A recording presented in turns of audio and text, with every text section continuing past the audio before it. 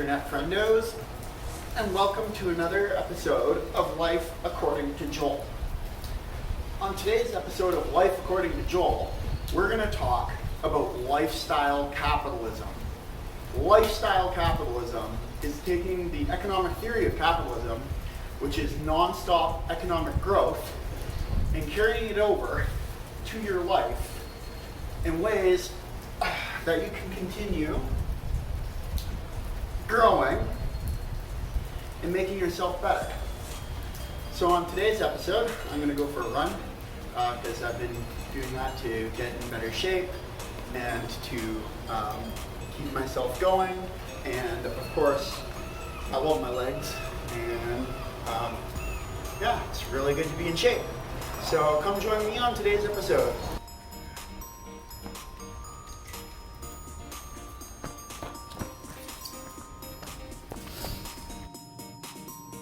For today's run, I'm going to run non-stop to Trout Lake, 4.3 kilometers away.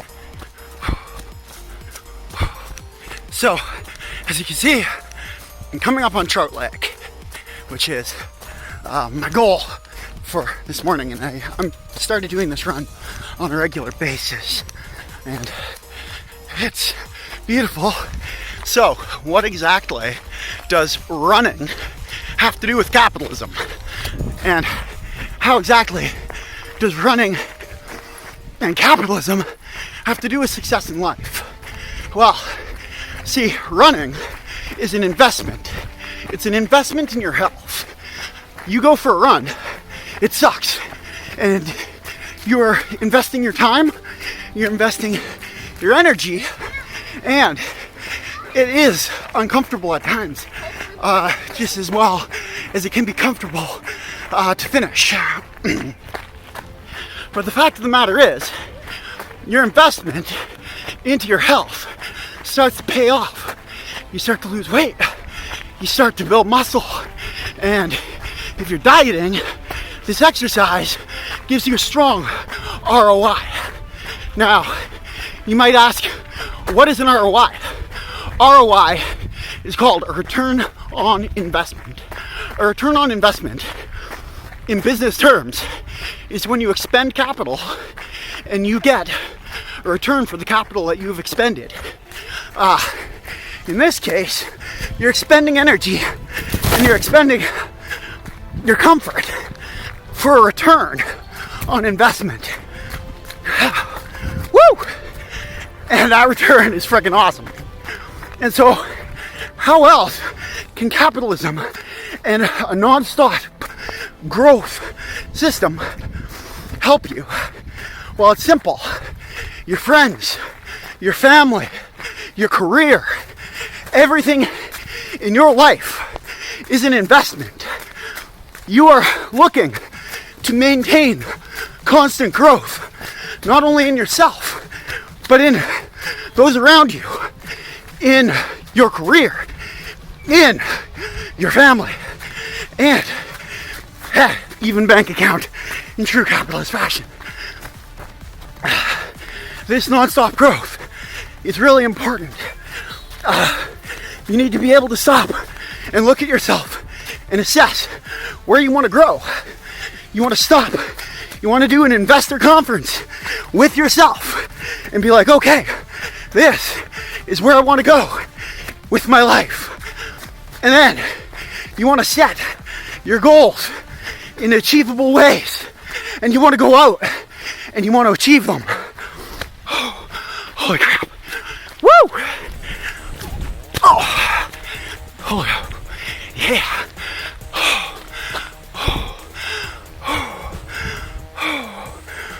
So it's got to be about 5 clicks by now, and I'm feeling it big time. It's fucking awesome.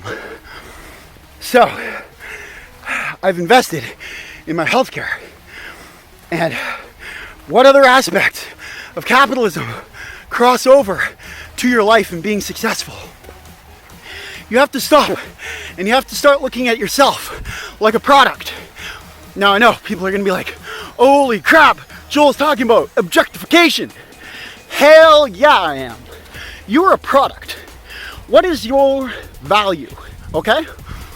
you want to ask what your value proposition is.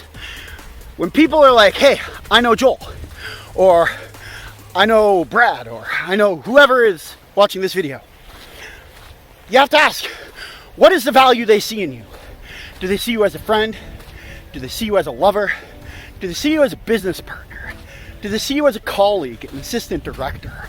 Do they see you as a producer? Because whatever they see you as, you have to have the value that they're looking for. Now, you might be going, yeah, Joel, I'm totally against objectification. Fucking hate capitalism. Well, you know what? You might hate it, but you're living it. Even if you're in China, even if you're in Russia, even if you're in Venezuela, you're living capitalism. Can't kid yourself, because you are a product. And you might not like the fact that you're a product.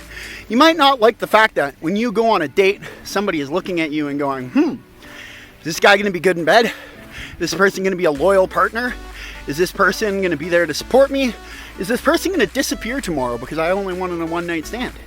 If you go in for a job interview, is the person going to be like, hey, this assistant director, this producer, he's going to freaking nail it. I can tell because of his enthusiasm, his drive, his ambition, or her ambition. And yes, ladies are products too. I know, consumerism and sexism really makes that hard to say, and you got to be very careful, and you got to be considerate. But the fact is, we are all products.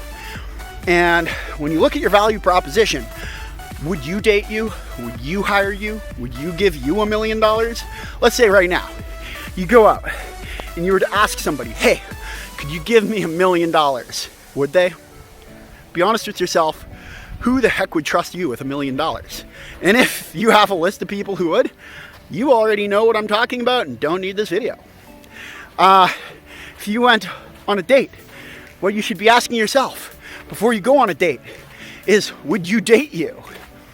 If you're looking for a one-night stand, would you fuck you? Like, honestly, are you attractive? Do you have the value that the person you are going out with or the person you are pursuing might be interested in? When you stop and you look at yourself objectively as a product and go, what is the value I offer? Is that value something you would buy? Is that value something you would invest your time and money in? Is that value something that you would invest time in the gym in? If you're going out with a man or a woman and you're like, oh, frick, I really like that. If you look at yourself, would you take you home?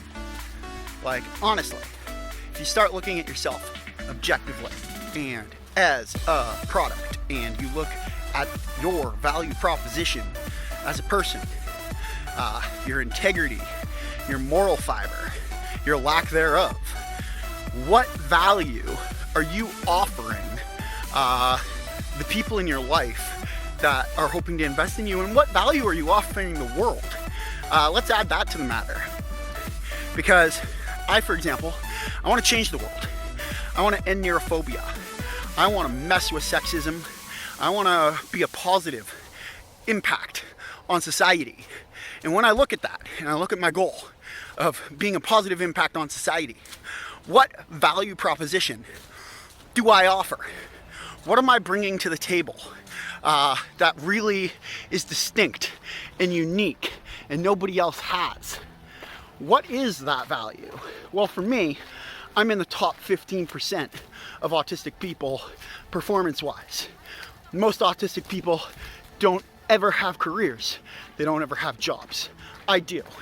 Now, 90 to 95% of autistic people never have long-term relationships. And that's something I'm striving for, that I want. And that would put me in the top 5 to 10% of autistic people. And why do I want to be in the top 5%? Why do I want to be in the top 10%? Because striving to make yourself better, striving to increase your value proposition is important. It is important in life to be like, you know what? How can I increase the value that I am offering the world? How can I increase the value that I'm offering my friends? How can I increase the value that I'm offering my family and my colleagues, my investors? Because just like you, when you invest time in your friends and your family, they're investing their time in you, okay? Are you a worthwhile investment for them?